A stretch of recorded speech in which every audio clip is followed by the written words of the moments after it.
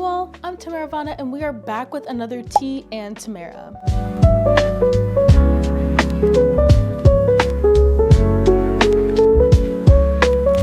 Can I just say, I feel like I say this at the beginning of every single video, but it truly means a lot the amount of love and appreciation you all give to this type of series, because these are the types of conversations we need to be having. These convos can't really be hidden away. These types of conversations shouldn't be hidden away, especially within our teen and adult years. And I am so glad that I'm able to share my platform to shine some light on them. For those of you who don't know me, I'm super appreciative that you've taken your time to stop by our channel. And for those of you who are returning, welcome back. I hope you've had an amazing week. If you are in love with my Tea and Tamara's or even my other content, make sure to hit that like and subscribe button. Leave a comment if there's anything you'd like me to go over on the channel, and also make sure to follow my other social media platforms, especially before the TikTok ban, if it happens again. And also make sure to have notifications on so you can stay up to date with my videos. Let me start off by giving a disclaimer. I live in a studio dorm, which means that I attend school here. It's not something that I needed like credit for or anything, and I'm super grateful for this room. I don't share it with anybody else. But I'm also on the lookout for a studio apartment or even a 1-bedroom as I gear up for graduation. And the reason why I'm making this video is because one of my mutuals on Twitter actually made a post saying something along the lines of, oh, living alone is so lonely, you know, even hearing their neighbor coming through the driveway means a lot to them, just so they know that someone is around them.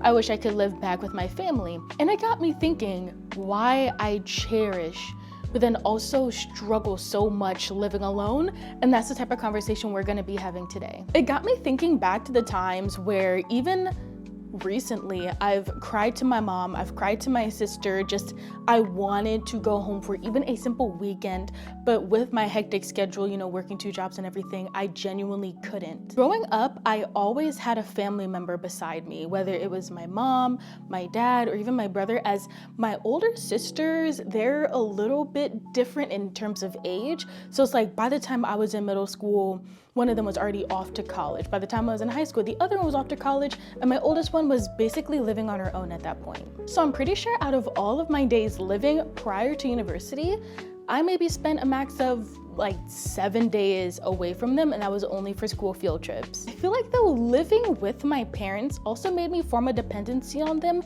in terms of being close to them. And I feel like COVID also played a part in that, but we'll get to that in just a second. It's like even through the arguments and the disagreements we had, being under the same roof of them gave me like a blanket of security.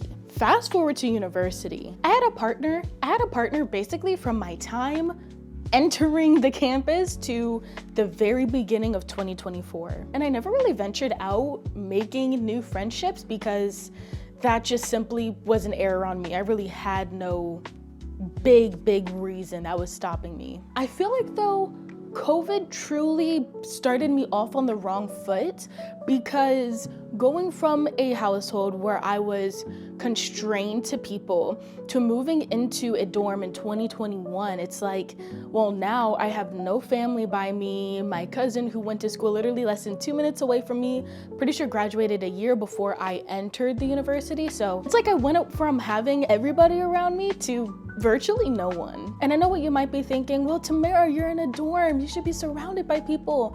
But think about it this way. During COVID, no one wanted to be around each other. So like I had roommates, but also had my own room. Our schedules didn't really align. It's not that we didn't get along, it's just we more so coexisted. We didn't like go to places together. We did our own thing, had our own things. We didn't really share anything. It was just simply that and that right there. And then also I go to a commuter school, so people didn't really live on campus. It was just people lived at their house, but then if they needed to take their courses, they just drove up here or took the bus here, walked here, whatever, took their courses and then headed straight back home. And then also again, during COVID, not a lot of people wanted to live on campus. So literally there have been times where the dorms were so quiet, you could hear the crickets outside, and that is crazy. We have not really the biggest presence in terms of sororities, fraternities. Our parties are really only hosted by the school. You know, they weren't really popping. The club activities weren't really it. Like, we're not about to sit here and play bingo and chess and apples to apples for game night, but overall, it just wasn't the best environment, especially if you're someone who's looking for more of a social life. So from then, I resorted to my online friends rather than in person. Here we had all types of different conversations. We were able to play games because that's one thing I related to them with. I have a gaming PC, so we played like Marvel Rivals, Valorant, Overwatch, many games you can probably name we've played, especially if they're multiplayer across different platforms. Sometimes we'd watch movies and just simply sit in a call and enjoy each other's presence. But even with having online friends, I still felt a little sad because I wasn't able to have that human in-person interaction. It's like I'm in this weird circle where I love having my own space. I truly do. I'm very fortunate to have this, but sometimes I miss the little chatter, the talks, the fun. And there's actually a reason why I even have a studio dorm in the first place. Let's sidetrack a little bit. Let's talk about my past not my past one. My past one was actually my favorite dorm mate, but before then, I had two roommates that were absolutely terrible. And obviously I'm not gonna say any names because I don't even remember their names at this point, but little side story. In 2023, I had breast reduction surgery. That is a very, very huge procedure. Basically, like half of your chest is very sensitive. So obviously you don't want to get anything like in the wounds or anything. So once I got clearance to go back to university, I was living in the dorms over the summer because I worked on campus and then also I just had a room. I came back and my roommate was just absolutely terrible. She left urine on the toilet seat. How that's even possible, I don't know. There was hair and there were even bits of fecal matter in the shower. And once I showed pictures of it, and also not to mention the shower was always clogged. It was just insane. And as soon as I showed pictures to my hall director, you bet your bottom dollar I was out of those dorms by 5 p.m. the next day. I was not staying there. But then fast forward a month later, I get another roommate. No hate to her, but she had a lizard. Lizards are cute. Lizards are great. But she wasn't able to have it. And then I noticed it was giving off a little bit of a stench, like a urine scent. And then at first I let it go because maybe it's like, oh, maybe a lizard just smells like that. I've never personally owned a lizard. I've personally never even owned a reptile. But then as it got weeks on weeks, I have asthma started affecting. And of course I didn't have an inhaler, so I was kind of just like dealing with the pain. I had to knock on her door. I was like, hey, what's that? What's the smell? Like it's getting insane. I can smell it from outside of the dorm room. And she was like, oh yeah, I'm so sorry. When I moved my lizard out a couple weeks ago, I knocked over the poop that the container was in and she forgot to clean it up. How do you forget to, I'm just sitting here, if it's affecting my breathing and I was 2 rooms down within the same suite, how is it not affecting yours, asthma or not?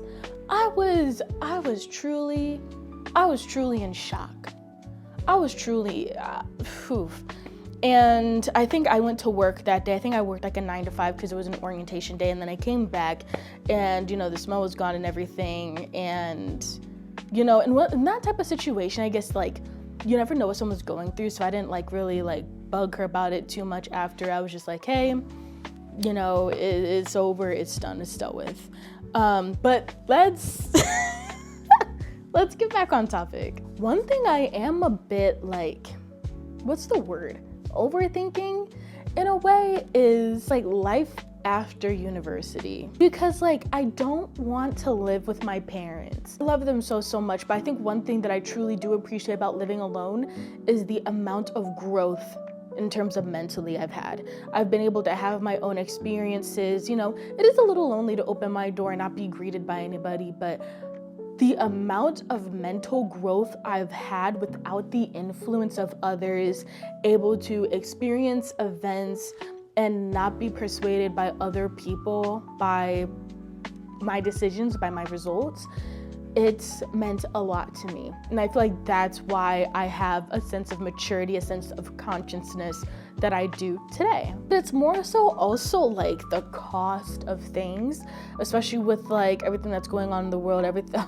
all the news we've been hearing, the prices ranging. It's like a studio, when I was looking earlier this week, a studio was upwards of $800. And then they expect you to pay 3 times the rent, or they expect you not pay, sorry. They expect you to have 3 times the income, or 3 times the rent as your income. And I'm sitting here like, shoot, like that is a lot, especially for someone going straight out of university. But one thing I will say is that if you have the luxury, if you have the flexibility of being able to stay with your parents without being mentally drained, please do. Because one thing I will say is that being financially free in that sense is great. It's something so many people would beg for. But then also don't do what I did and have that luxury and not save up. Because one thing I will admit that I'm kind of ashamed to admit, but I feel like we need to relate, is that up until last year, I was really bad at saving money. It was to the point where I was originally working back in 2021 for $8 an hour. $8 an hour times 40 is what, 360, I think? $360. Like, it was terrible. It was truly terrible. And it's like, now I work upwards of $15 an hour. I make a good amount of money per paycheck, but it wasn't until I had to get that second job and had to get like almost 4 to 5 sources of income monthly just to be able to save up. And now it's like, now that I have to pay off my credit card, I want to be able to save up for when I graduate. I want to be able to get the car, get the luxuries. I'm like always thinking about how I can make my life better than what it was when I first started here. Because I think one thing about now is like, especially for what I want to go in, a lot of it is off my own budget, off of, you know, the work I do and stuff like that. So being able to put time and effort into what I do and seeing the outcome is amazing to me. But then also having that sense of like, I can't rely on anyone else to pay my bills. I can't rely on someone to just constantly put money in my bank. I gotta actually realize that like $200 in my savings isn't good. $200 in my savings isn't good. And now it's like, I don't know why I wasn't thinking about this before. I think it's like, I always wasted my money on temporary items. So like food, clothes that I didn't even buy. Little backstory, I once bought like $89 or $98 Abercrombie jeans. They're in my dresser right now. I haven't even been touched since 2024, probably in the spring. It's been a while, and it's just not something I don't really wear much. They still fit and everything, but other than the ankle, I don't know, maybe I got a little taller. I don't know. But other than that, having that feeling like I need to save up money to live this life after college is a little stressful. But one thing I will never ever take for granted is the amount of growth that I've had individually. That's the one thing I will never ever take for granted. But all in all, there's always going to be pros and cons to living alone, but it all comes down to how you think about it and how you make the most of it. But that is all. Thank you all so much for sticking around to this episode of Tea and Tamara's. I love, and I know I say this every single video, but I love making this type of content for you all. Make sure to hit that like and subscribe button, and also leave a comment if there's anything else you'd like me to go over in this series. I plan on making 3 to 4 types of videos monthly, just because I have a lot I need to get on my chest, and I feel like there's so much we need to talk about. But also make sure to follow my other social media platforms. I also have a Threads, which the amount of love I've been receiving on Threads is absolutely amazing. You should definitely go and check it out. That's where I have my more discussion-based posts. So also, if you'd like to be featured in a video, whether I were to ask a question like, hey, let's do another Q&A, ask questions, and you might be featured in a video, make sure to check it out over there. See you all later for another episode of Tea and Tamara, you all.